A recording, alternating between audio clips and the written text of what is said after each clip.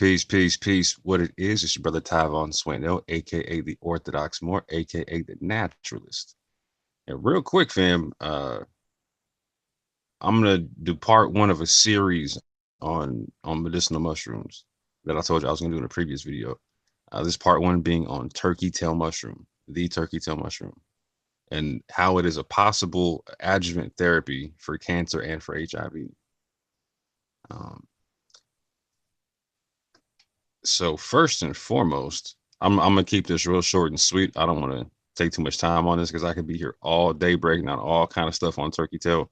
But y'all don't got time like that. Y'all got lives to live and places to go, people to see, people to take care of, people to love, all that kind of stuff. So let me just get into it and hopefully y'all can be edified by some stuff.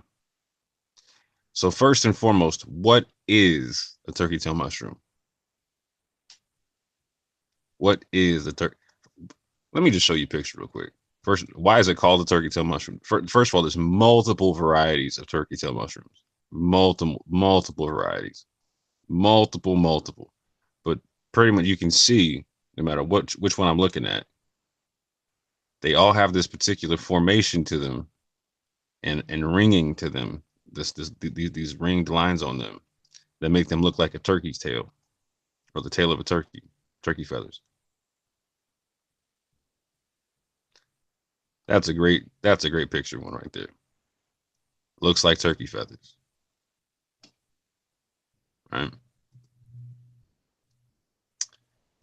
It's also commonly called cloud mushroom.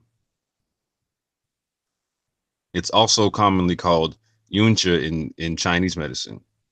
It's also called Kawaratake, excuse me, in Japanese medicine. Its Latin name is Trametes versicolor. It's also known in Latin as Coriolus versicolor. It's also known in Latin as Polyporus versicolor. What it actually is a polypore mushroom. Polypore mushrooms are known as bracket fungi or shelf fungi or conks or wood conks. These are mushrooms that you typically find commonly growing on deadwoods, hardwoods, and they perform a really unique and interesting function in nature. They break down trees and dead trees, make dirt, and in a lot of ways, they're the immune system of nature. They will take nutrients from dying trees, for instance, or nutrients from certain areas of the forest, and send it through a mycelial net through all the way to another tree or to another part of the forest that needs it. Mushrooms are a very interesting organism. A lot of people don't understand how they grow and actually how big of a space they can cover. I'll actually break this down on another video, but mushrooms that you see above ground are typically called fruit bodies. What you don't see is the underground mycelial net that supports that fruit body, or the roots of the mushroom, so to speak. And these so-called roots can go for long distances, up and down multiple trees, and farther than what most people imagine. There's actually been recorded mycelial nets that have been, I believe, miles long. So they're a very interesting organism.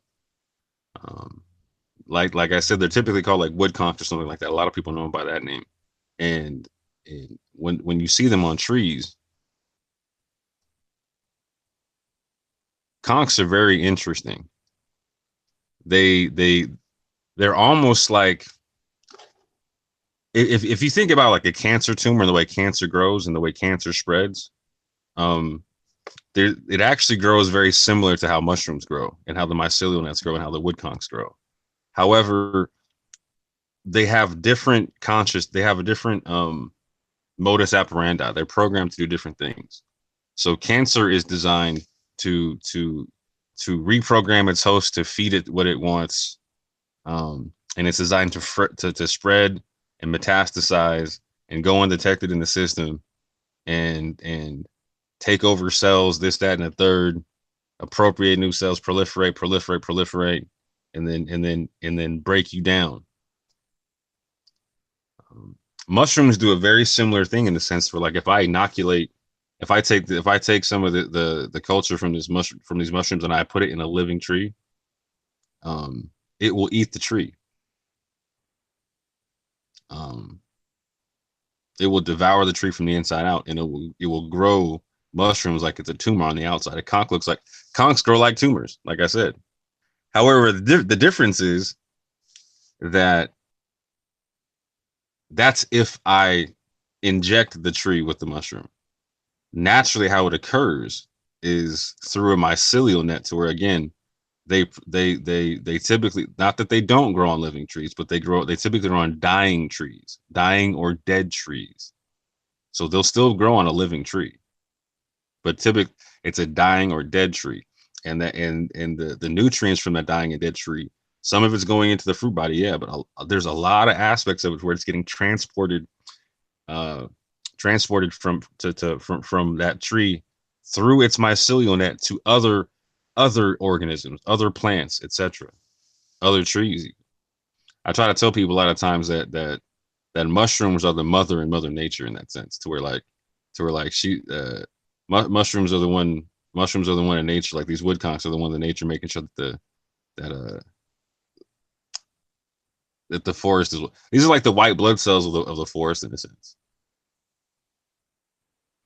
But again, a really interesting way to think about them is that these woodconks are, these polypores are like the other side of a coin of a tumor. They grow the same way, but they have the opposite effect and the opposite way of thinking. Um, so getting back into it again, turkey tails again is commonly grown on dead hardwoods like oak, aspen, and elm, and other woods. Um, I live in an area where there's a lot of aspen, for instance. Um, excuse me, alder as well. I should have put alder up there. Um, Definitely should have put alder up there. A lot of alder in my area. I see turkey tail and alder all day up here. Like, and it's an interesting mushroom in the sense to where it grows in every state in the U.S. Although it's not yet wildly found in Nevada. But like, I got a homie in Georgia, right? He had this mushroom growing in his backyard off a tree. Like, down the street from my house, there's somebody who got this growing off their post office box, the wood off their post office box. You know what I'm saying? I had a next door neighbor who had this growing out of a lilac tree next to it, down the street again, next to a fire station. There's turkey tail growing on a log. I got pictures on my phone of turkey tail growing down at the park, down the street from my house. I live in Washington State. I got a homie in Georgia, and from Washington State to Georgia, you can find this commonly. Um, not a hard mushroom to find, and not a hard one to spot and identify, because of the fact that it looks like a turkey's tail. Um, but going on, it's an edible mushroom. It has like a really leathery texture, so you don't really eat the mushroom, but it's edible in the sense that people boil it down, or use a boiled liquid of it, or use the boiled liquid thereof, and they use it for soups and they use it for teas. Um, Now they do so, they eat it like that, but typically they eat it like that knowing that it's a medicinal mushroom, and so while it's edible in that sense. And I guess you could eat the leathery aspect of it, you just wouldn't want to. You know what I'm saying? Like, that's mad fiber. Like, these wood constants they can get really woody in texture, if they go to a certain level. A lot of them are actually edible and taste fantastic, though. Um, Taste fantastic. Some of them taste like beef. Some of them taste like shrimp or fish. Some of them taste like chicken. Some of them taste like cashews and almonds. All kind of stuff. A lot of these end up tasting like some kind of legume or nuts when you cook them. They have a really interesting nutty flavor to them. If you are someone who's and I'm not talking about turkeys. I'm talking about just like polypores and conchs and whatnot, like certain families or certain types of them. And I'll get into the edible ones later in a whole nother video. But what's interesting is a lot of these mushrooms can be edible and medicinal, and the, they can taste fantastic, fantastic. But moving right along. So, what are the medicinal benefits of the turkey tail mushroom? This is the part that I really wanted to focus on, and I'll walk through this real slow, because this is a real important part for people to understand, and why I'm talking about it being a potential adjuvant therapy or adjunct therapy for cancer and HIV. A lot of people, when they find out they have cancer, it's a kick in the stomach. It's a punch in the stomach like you wouldn't believe. It sits you down and it makes you really reassess a lot of things, because cancer equals killer in most people's minds. And the biggest reason why I'm making these videos is so that people can recover from that gut punch, because when they hear cancer, they're conditioned to get that gut punch. I'm not as scared as the average individual, because I'm aware of the information I'm about to tell you here, and some other information I'm about to tell you later. And so I've had multiple conversations with people who just found out they had cancer. I had this conversation with myself as well. You know what I'm saying? As I've recently found out I have cancer. But you don't have to be scared when you find out that you have cancer. There's really no big reason why you should be scared. And the only reason why you are scared is because you're not being told certain things in certain ways to how you can potentially approach cancer. So I'm going to do my best to give people a different set of options here in terms of understanding. Again, an adjuvant therapy is not the main therapy that one uses. It's an add-on therapy. It's an adjunct therapy is an add-on therapy. So what I'm going to show you here is an adjuvant therapy that you can start right off the top the same day you find out you have cancer, and you don't really have to worry no more. So whatever other form of main treatment that you choose, this adjuvant therapy can help you right off the top to where you don't have to worry no more. And here's why. Turkey tails contain multiple protein-bound polysaccharides found beneficial in medical studies. It contains specifically the polysaccharide PSK, commercially produced as Krestin in China and Japan and in Asia. Now, Krestin, you need to understand this. Krestin has already made several hundreds of millions, if not billions at this point, in sales as an approved anti-cancer drug in Asia. This right here, Krestin, this is already being used in Japan, China, and other places in Asia. This is already an approved cancer drug in Asia. Okay? It is derived from the turkey tail mushroom, Krestin. This ain't a synthetic. This is the turkey tail. You feel what I'm saying? Right now, there's actually clinical trials going on in America right now to try to make a comparable drug as a pharmaceutical, not as a supplement, but as an actual pharmaceutical drug. Krestin is a pharmaceutical drug in Asia, used as an anti-cancer. Why is it used as an anti-cancer? And why is it making hundreds of millions of dollars, if not billions at this juncture? Because in studies, PSK is shown to have anti-metastatic properties. And I'm listing the studies here, so y'all can go check this out. Y'all don't got to take my word for nothing. Y'all can go check this out for yourself. What are anti-metastatic properties? When cancer starts to spread, they call that metastasizing. When it goes from one place to another in the body and takes over that new place, that's called metastasizing. PSK is a polysaccharide in the turkey tail mushroom, commercially being sold in Asia as Krestin, And one of the reasons why is because it has anti-metastatic properties, i.e., it slows down metastasis. And if you take enough of it, it can really significantly deal with the concept of cancer not spreading. So day one, you find out that you have cancer as a potential adjuvant therapy. You can start taking this, and you can be like, you know what, you can start breathing easy because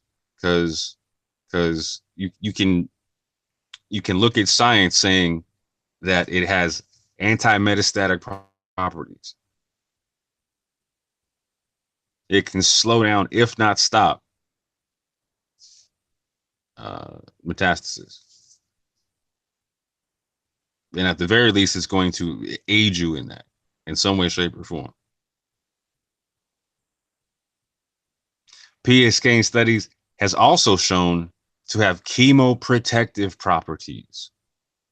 Chemoprotective properties. What does that mean? So cancer, what it does is it takes over cells. It'll take a healthy cell, metastasize, cling on to that cell, reprogram that joint, and make it a cancerous cell now. And now it's doing the bidding of the cancer. You feel what I'm saying? What chemoprotective properties do, the chemoprotection that it gives is what it does. It actually covers it makes it to where the cancer cannot take over the new cell. It protects the healthy cells from actually becoming cancerous. So the day you find out you get cancer, you can find some form of PSK, and again, not only understand that you're beginning an anti-metastatic adjuvant therapy on yourself, but you're also giving yourself a chemoprotective therapy, i.e., adjuvant therapy, i.e., you're making sure the cancer is not spreading. You're doing something day one to make sure to help the cancer not spread. You're doing something day one to help protect your healthy cells that have not already been infested with cancer. Again, your day one, you can know that you're doing something to help stop the spreading of the cancer cells, and then you can also know that you're doing something to protect the cells that are already healthy still and have not been touched by the cancer, so that they won't get cancer. Now, here's another reason why this concept, or this PSK or Krestin, is an approved anti-cancer drug in Asia. PSK in studies has been shown to have sensitizing properties. Sensitizing is a big deal when it comes to cancer, because cancer goes unseen in the system. And so even if you're on regular just chemo and radiation, etc., right? This has been shown in studies. PSK, what it does is it'll cling. Long story short, it'll cling to the cancer cells that are being unseen by the body's natural killer cells or white blood cells that want to take out the cancer in the body. The body knows that it's there. It can detect it. It just can't see it. It can feel it. It can feel it. It's there. It can see. It's like, hey man, something's going on. But the white blood cells are on patrol. But they're in the wrong place at the wrong time. You feel what I'm saying? They're it's almost like they're sleeping on the job, but they're not sleeping on the job because they're going right past these joints, but they can't see them. What the PSK does is it sensitizes, i.e., it binds to the cancer cell and makes it to where either the chemotherapy or the radiation, etc., or the white blood cells themselves can actually see the cancer and do work, go to town on them. They can lead the charge and just call it a day, right? They not call it a day like it's all done over, but I'm saying call it a day in the sense where like they don't got to worry about not seeing the cancer right there and then. When it's being sensitized, it can do something about it.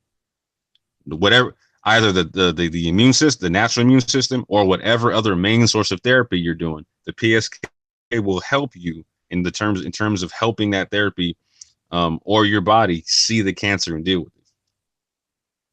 So the concept of these adjuvant therapies is the fact that they won't be disruptive to the what any other form of therapy that you choose to use. It will actually help. It'll at the very least be neutral and not affected, or you're going to find that they amplify. And in this sense, you're going to find that for instance, PSK, if nothing else, amplifies whatever you're dealing with in terms of an anti-cancer, the known anti-cancer therapies and treatments and whatnot. So as an adjuvant therapy, like turkey tail and PSK will not only not interfere, it will help out even a little bit more.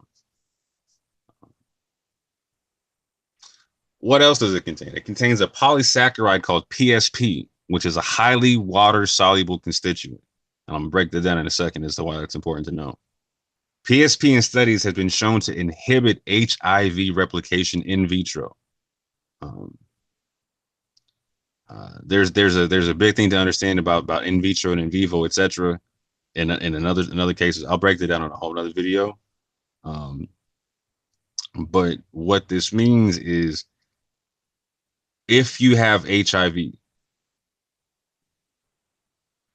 at the very least, as an adjuvant therapy, something that you add on to whatever you're taking, the PSP will help in some way, shape, or form inhibit the replication of HIV in your system. I'm not saying it's the one-stop shop, but as an adjuvant therapy, none of the adjuvant therapies are a one-stop shop. They help out other things. But if you have HIV,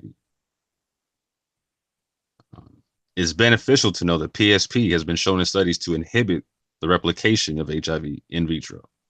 And again, you can see the study.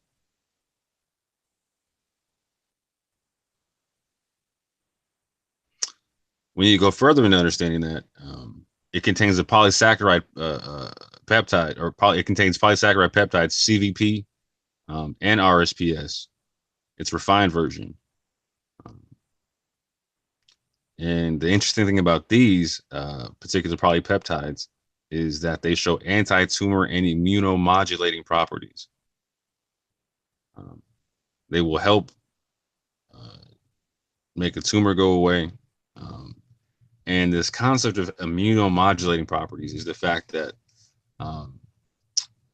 modulation is a very big deal when it comes to medicinal things, in the sense to where modulators, they're almost, think of them like traffic guards. They keep the flow of things proper. Like they make sure things don't get gunked up and whatnot. Like, so for instance, they'll make sure that there's enough of something and not too much of something. Modulators are very good for that. And when it comes to medicine, it's nice having a little bit of wiggle room, in the sense to where you don't ever want to do too much. You know what I'm saying? Because too much can have a lot of bad issues, bad side effects and whatnot. And you don't want to do not enough, because not enough doesn't treat the issue. So modulators help in naturally finding a balance. So when it comes to cancer and whatnot, there's different type of cells that go out and do certain jobs and whatnot in terms of fighting cancer.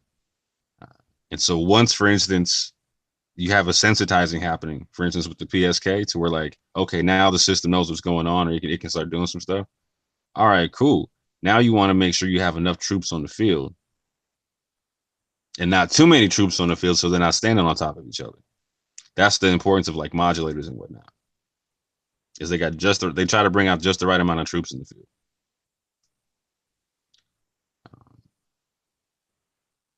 And again, you can see the studies for that. The turkey tail also contains the polypeptide SPVC, shown to significantly inhibit the growth of leukemia cells. Significantly inhibit the growth of leukemia cells. And again, you can go check out the study for that yourself.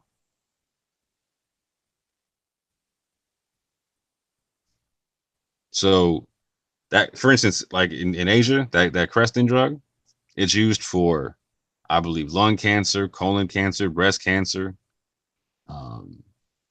sarcoma, carcinoma,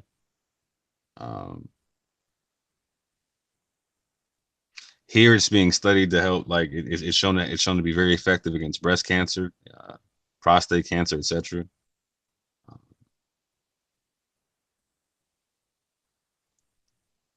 There's a reason why it makes as much money as it does. It's effective.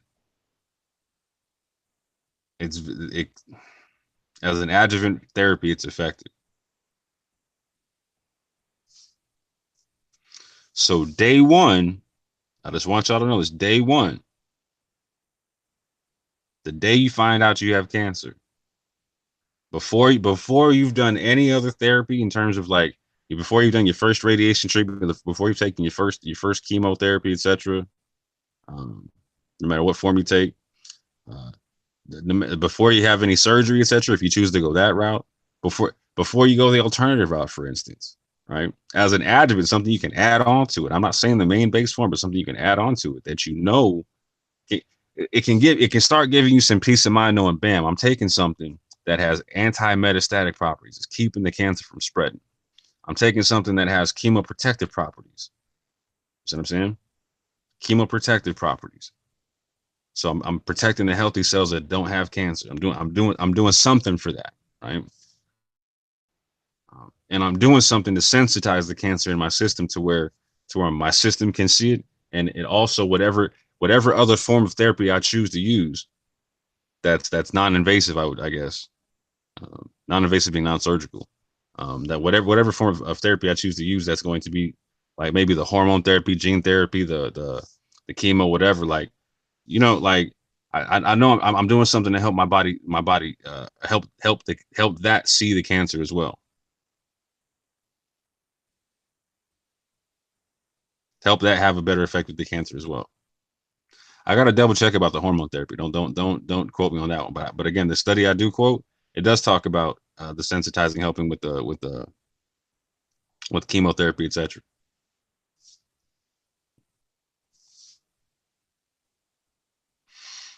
So at the very least, day one, family, I want y'all to know you don't got it. Like once you get that kick in the stomach, that punch in the gut, yeah, you're gonna get the wind knocked out of you. But here's a little bit of air for you, real quick. Here's a little bit of oxygen. Just breathe real quick. It ain't that bad. Doesn't have to be that bad. There's something that you can have access to right now that's already an approved cancer drug, pharmaceutical in Asia. Again, already there, already on that status, already on that status. You dig? So it's not like it's like a rinky dink kind of adjuvant, right? You can know that there's a lot of studies that have happened that have gone into this, which is again why this is a multi-million, several hundreds of millions in sales already, if not billions at this point, because that's an old number. That's an old number.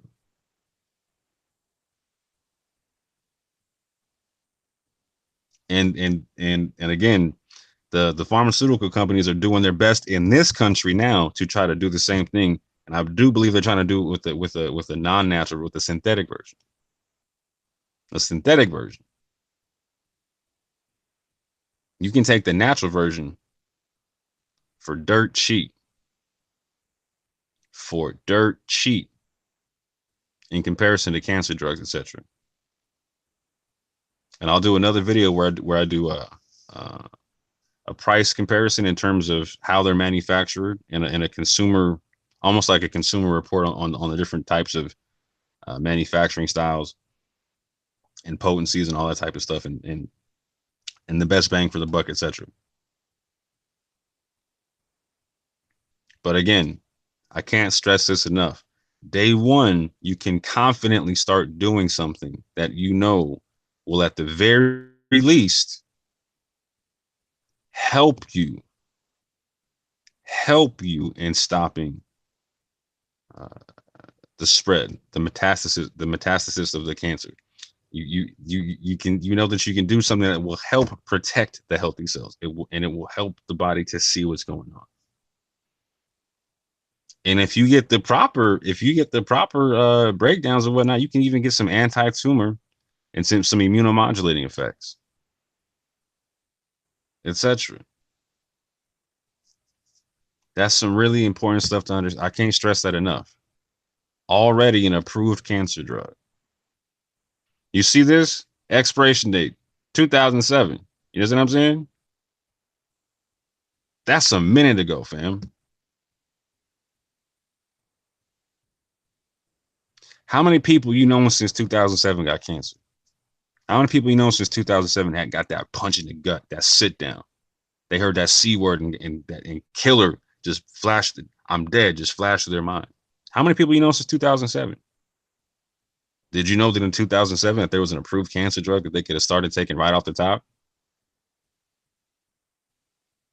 Or the equivalent thereof here? Before they get scheduled for anything else? It gives them a better fighting chance. I've known a lot of people since 2007. A lot of people, family, friends, and now myself.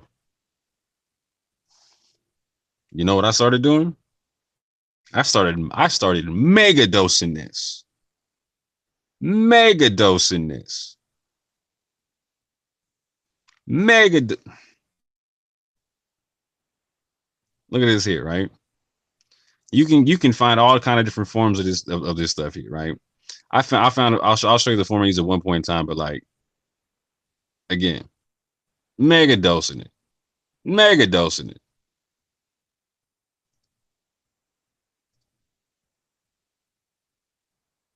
Because I knew it could. I know it does this here.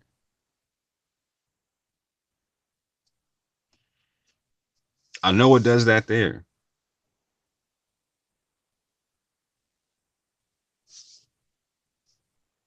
So real quick, on day one, if you're armed with this information, when you go to find some consumer products or whatnot that contain what you're looking for, there's some things you need to know because not not everything is made or created equal in this. So this is the last part that I want y'all to focus on.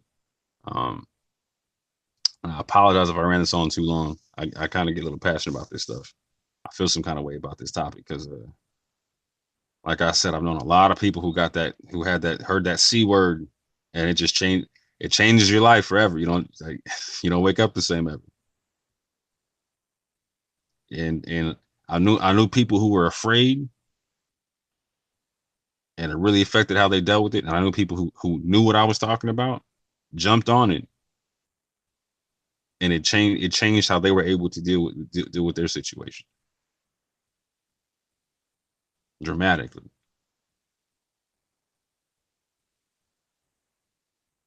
I'm saying you're not going to beat cancer being scared. You're going to have to find some moment of resolution. I can tell you that right now. All the people that I've seen beat cancer, that's what that's they had. They're telling me they had to bite down and hunker down and make like, okay, I'm I will not go softly into that good night. I will rage at the dying of the light.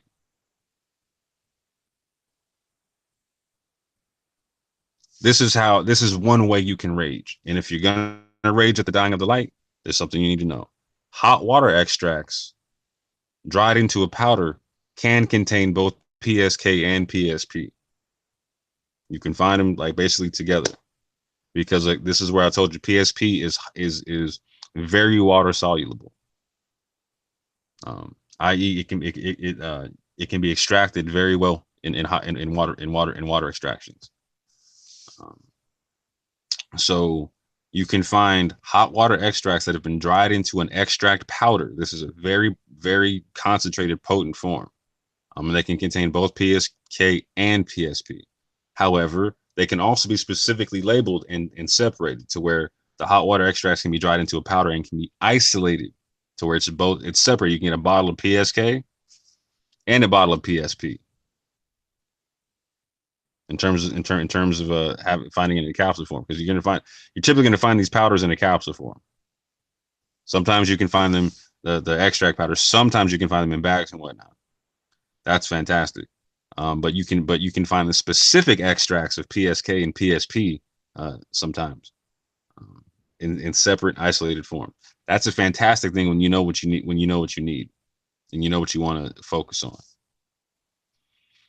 Moving on, the hot water extracts with the glycerin base, this is still liquid, can contain, again, both PSK and PSP. And the hot water extracts with the glycerin base can also be isolated. So if you're looking for one versus the other, you want to find isolates. You don't want to find just the regular, where it just says turkey tail, because you're gonna get more of other things than what you're just looking for. So if you want to be specific about it,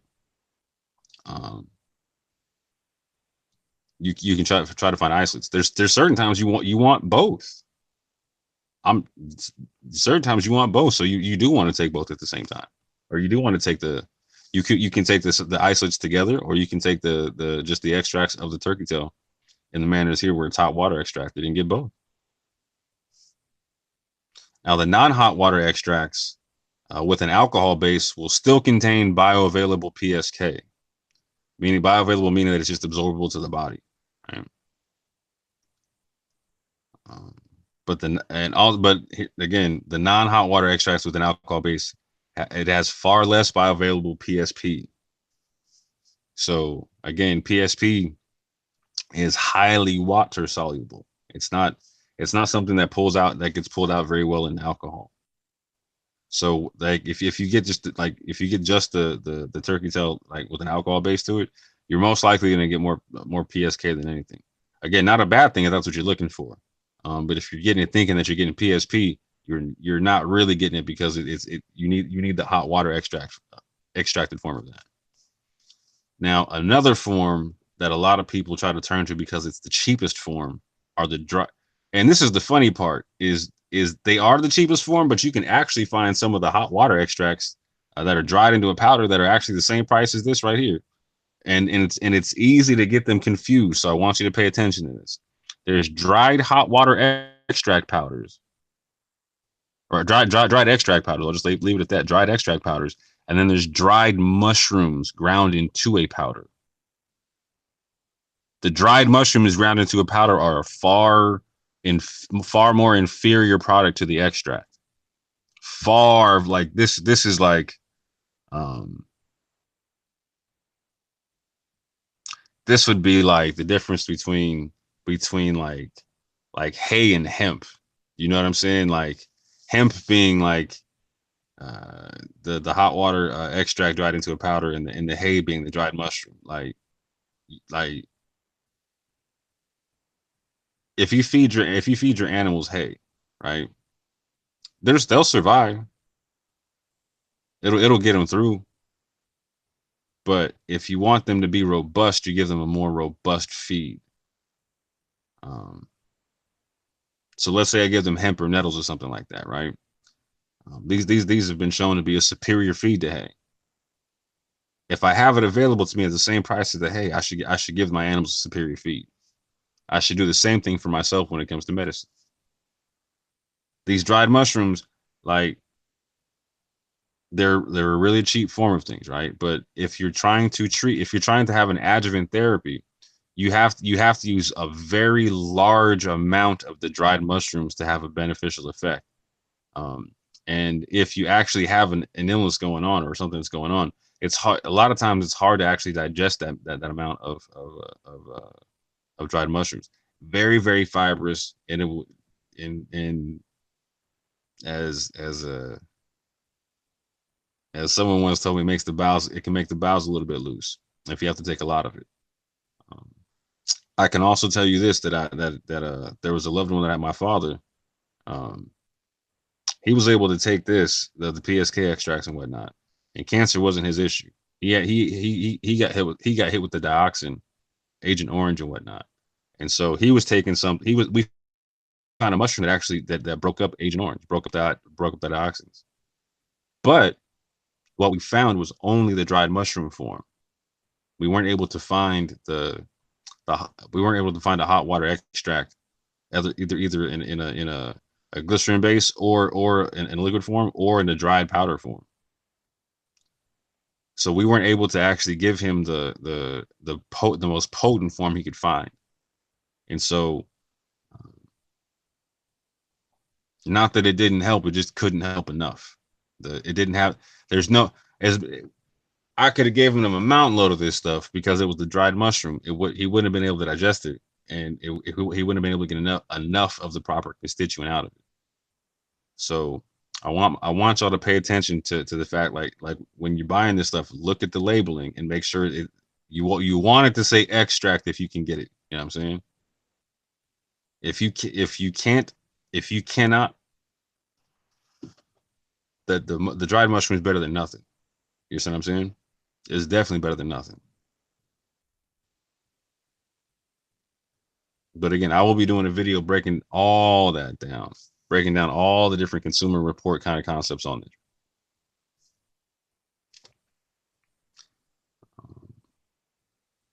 But I'm going to leave it there for right now. And I want to tell y'all that I appreciate y'all for tuning in. And again, I just want to leave y'all with this. I got some people that I know who are worried about me because they're worried about what they would be feeling and what they'd be going through if they heard the cancer word. And I love them for their concern. I love them for their concern. I also got people that are really close to me, like my mother and other people and people who know what I know.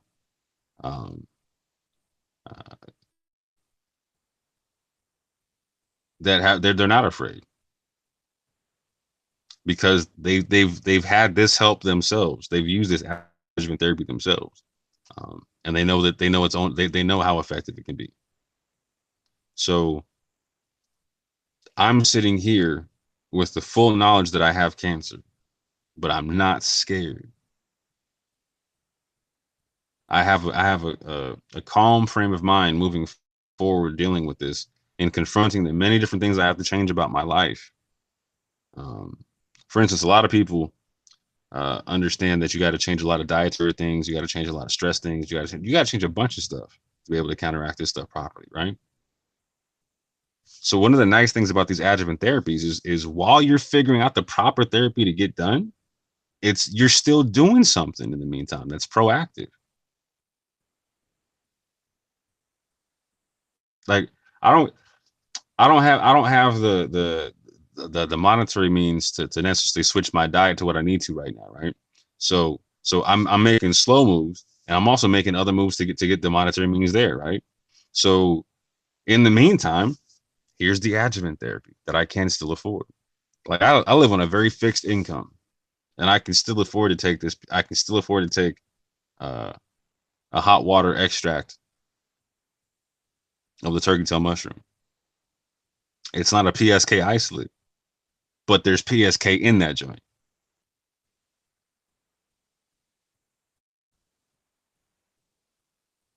Now, at one point, if I can free up a little bit more money, I can jump straight to the isolate,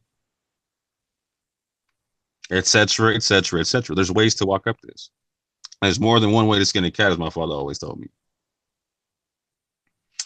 So with that, family, I just want to tell you, like, you can do something the day you find out that you have cancer, even before you've really mapped out what way you're going to go with it.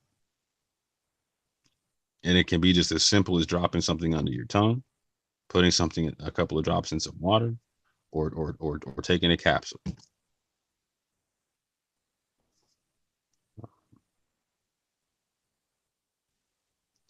So below, I've put in the description, I've put all my notes, and I've put links to how you can get at me via the email, and also a direct link to the Facebook group that has that file in it. It's an open Facebook page, Facebook group. It's public. So please come through. If you have any questions, get at me. I'm not a doctor. I don't treat anybody. I'm not trying to treat anybody. I'll tell you how I treat myself. I'll tell you what I do for myself in terms of therapy, and what I would do if I was in a certain situation. But again, I invite all of you to go check out those studies that are listed. I'm not making up the information that's there. I'm using the information that's there. And again, I just want y'all to understand the on day one, you can take something that's already an approved anti-cancer drug in Asia. And with that, I say do not go softly into that good night, but rage at the dying of the light. In peace and love.